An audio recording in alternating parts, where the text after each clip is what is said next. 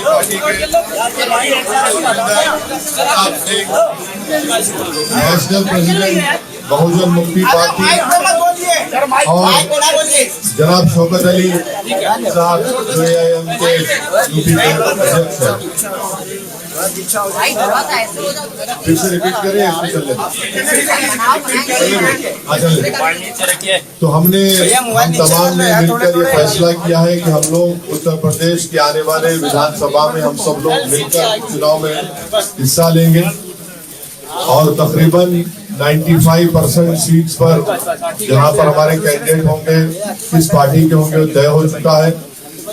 तीसरी बात हमने तय की है कि अगर उत्तर प्रदेश की जनता हमको अपने आशीर्वाद से, अपनी दुआओं से और अपने वोटों से कामयाब करती है तो ये जो अलायंस बना है इसके कन्वीनर जनाब बाबू सिंह कुशवाहा साहब रहेंगे और उसमें ये भी तय किया गया है कि अगर उत्तर प्रदेश की जनता इस अलायंस को, इस मोर्चे को सत्ता देती है तो ये तय हुआ है कि 5 साल के टेन्योर में 2 मुख्यमंत्री होंगे, एक ओबीसी समाज के और एक दलित समाज के, और 3 डिप्टी CM होंगे जिसमें मुस्लिम समाज का भी होगा। तो ये 4 अहम बातें मुझे आप तक बताना था, आप तक पहुंचाना था। अब मैं माइक देता हूं जनाब बाबू सिंह कुशवाहा साहब को, मैं माइक देता हूं जनाब श्री वामन मिश्राम साहब को जो राष्ट्रीय परिवर्तन मोर्चा के अध्यक्ष हैं, वो आपसे बात करेंगे।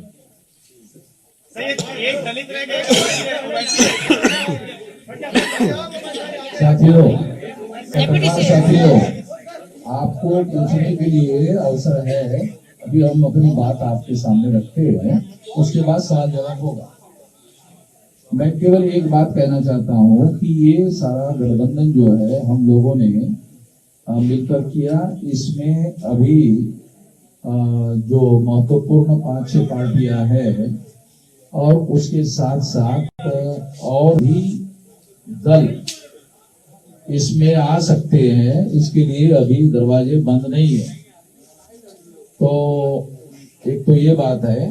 दूसरी बात मैं कहना चाहता हूं कि इस गठबंधन के ऐलान होने के बाद बीजेपी और समाजवादी के बीच में जो लड़ाई हो रही है, अब बीजेपी और समाजवादी के बीच में लड़ाई नहीं होगी, बीजेपी और हमारे भागीदारी परिवर्तन मोर्चा के बीच में लड़ाई होगी। अब समाजवादी गठबंधन तीसरे नंबर पर चला जाएगा। आप सभी साथियों को नमस्कार। साथियों, अभी जनाब ओवैसी साहब ने और बावन मिश्राम साहब ने जो हम लोगों ने भागीदारी संकल्प मोर्चा भागीदारी परिवर्तन मोर्चा बनाया, इसके बारे में आपको जानकारी दी। हम लोगों ने 5 पार्टियों ने मिल करके अभी ये भागीदारी परिवर्तन मोर्चा बनाया है। इसमें ओवैसी साहब की पार्टी है, हमारी जन अधिकार पार्टी है, बावन मिश्राम साहब का परिवर्तन मोर्चे की तरफ से है और बहुजन मुक्ति मोर्चा के साथी हमारे बैठे हुए बहुजन मुक्ति पार्टी के और भारतीय वंचित समाज पार्टी के आदरणीय रामचंद्र कश्यप जी हैं और जनता क्रांति पार्टी के कमलेश चौहान जी हैं। इन लोगों ने मिल करके हम लोगों ने अभी इस मोर्चे को बनाया है और कुछ साथी और हमसे संपर्क में हैं, तो वो जल्दी हो 1-2 दिन में उनसे बात करके जो साथी हमसे जुड़ना चाहेंगे उनको हम अपने साथ जोड़ेंगे। हमारे जो मोर्चे का लक्ष्य है, जिस विचारधारा के साथ हम लोग चल रहे हैं, हम बाबा साहब अम्बेडकर को मानने वाले लोग हैं, संविधान को मानने की चाहत है, जो संविधान की मंशा है। हम संविधान वादी लोग हैं। हमारा पहला नारा है कि जिसकी जितनी संख्या भारी उसकी उतनी हिस्सेदारी। हम लोग जाति जनगणना कराने के पक्ष में हैं। एक समान शिक्षा पद्धति, निःशुल्क शिक्षा और अनिवार्य शिक्षा। नई शिक्षा नीति के आड़ में जैसे पिछले साल कोरोना महामारी की जब शुरुआत हुई और 2 महीने सबको पूरे देश को बंद करके अंदर रखा गया, उस 2 महीने में जो 4-5 कानून बने, एक कृषि का कानून बना जिसको अभी वापस लिया गया, 1 साल किसान आंदोलन करते रहे। उसी तरह कृषि के बाद बिजली का कानून बना, लेबर एक्ट बना और नई शिक्षा नीति भी बनी। वो नई शिक्षा नीति ऐसी है कि जिस दिन वो जमीन में उतरेगी उस दिन आप हम सभी को पता चलेगा कि वो हमारे हित में है या हमारे बच्चों के नुकसान में। हम जहाँ तक समझ पाते हैं वो नई शिक्षा नीति भी कृषि कानून की तरह वो भी हमारे और आपके बच्चों के हित में नहीं है। पिछड़ों का जो रिजर्वेशन रोका गया उसको शुरू किया, लेकिन पूरी तरह नहीं शुरू किया, वो शुरू होना चाहिए। निजी क्षेत्रों में भी SC, ST, OBC का रिजर्वेशन लागू करने के पक्ष में हैं हम लोग।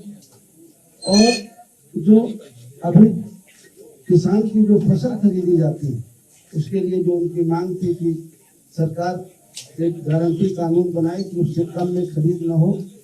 हम चाहते हैं कि अगर इस देश प्रदेश की महान जनता हम लोग उत्तर प्रदेश में भागीदारी परिवर्तन मोर्चा को अगर अपना सहयोग और पक्ष देती है तो हमें चाहेंगे कि उनकी उपज का सही मूल्य मिले, मूल्य की उसकी गारंटी दी जाए, किसानों को खाद बीज सस्ता हो, सिंचाई किसानों के लिए फ्री हो, घरेलू बिजली गरीब और कमजोर की फ्री हो, किसानों के गन्ने का भुगतान हो, छोटे दुकानदार जो मझोले दुकानदार हैं और किसान हैं उनके जो कर्जे हैं वो माफ किए जाएं।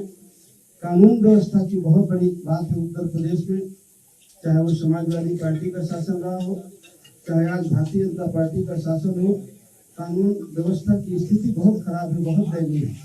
तो हम लोगों की चाहत है कि कानून व्यवस्था अगर इस प्रदेश की जनता हमारे मोर्चे को सफलता देती है तो हमारी पहली प्राथमिकता होगी कि इस प्रदेश की कानून व्यवस्था से होती जाए, हमारी बहन बेटियों को सुरक्षा मिले, अन्य पिछड़े वर्गों को SC, ST को, माइनॉरिटी के जो गरीब बच्चे हैं उनको जो स्कॉलरशिप है वो मिले।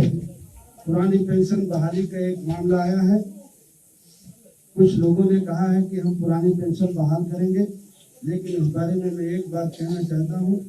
जब इस देश के प्रधानमंत्री माननीय अटल बिहारी वाजपेयी जी थे, उन्होंने पुरानी पेंशन को बंद कर दिया था, अब पेंशन नहीं दी जाएगी ऐसा उन्होंने कानून बनाया था। उस समय प्रदेश में समाजवादी पार्टी की सरकार थी और सबसे पहले अगर उस कानून को किसी ने माना तो उत्तर प्रदेश की सरकार ने माना। पिछली बार 5 साल समाजवादी पार्टी की सरकार रही, उन्होंने पुरानी पेंशन बहाल नहीं की। अभी भी बंगाल में पुरानी पेंशन लागू है, बहुत सारे प्रदेशों ने धीरे धीरे करके उस पेंशन को खत्म किया, लेकिन सबसे पहले अगर खत्म किया तो उत्तर प्रदेश की समाजवादी पार्टी ने खत्म किया।